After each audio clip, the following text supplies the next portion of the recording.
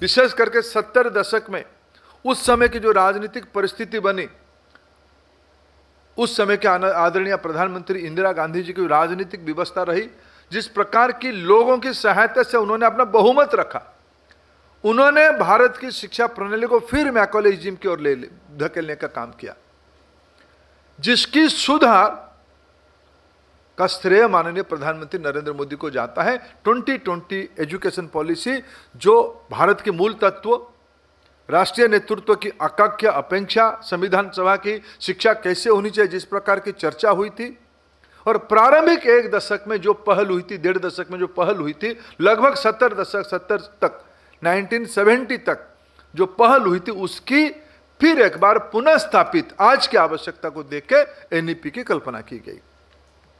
मैं अगर एनईपी की 2-3 उदाहरण आपके सामने इस कॉन्क्लेव की कॉन्टेक्स्ट सेटिंग के रूप में कहूं,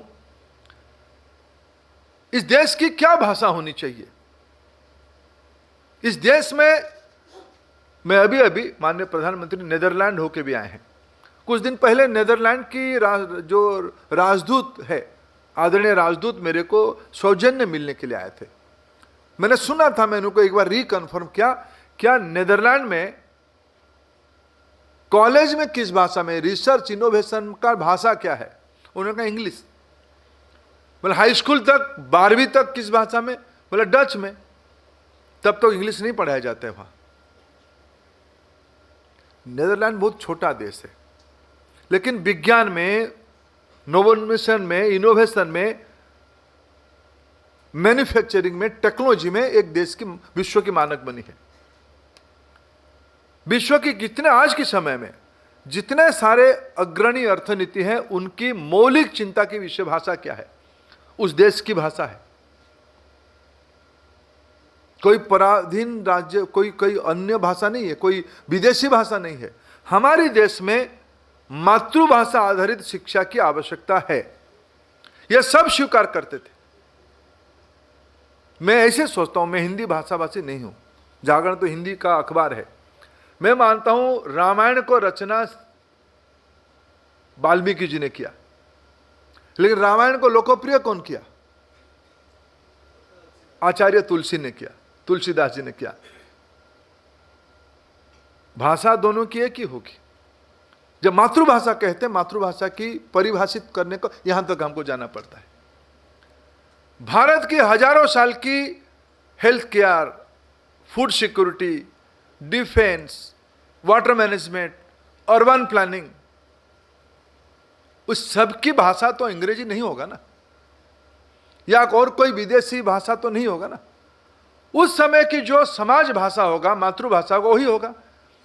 राष्ट्रीय शिक्षा नीति 2020 ने पहला विषय कहा कि भारत की प्रारंभिक अवस्था में यानी बच्चे के मानसिक विकास 8 साल की उम्र तक 85% हो जाती है। 8 साल में वो कक्षा 3 तक आता है।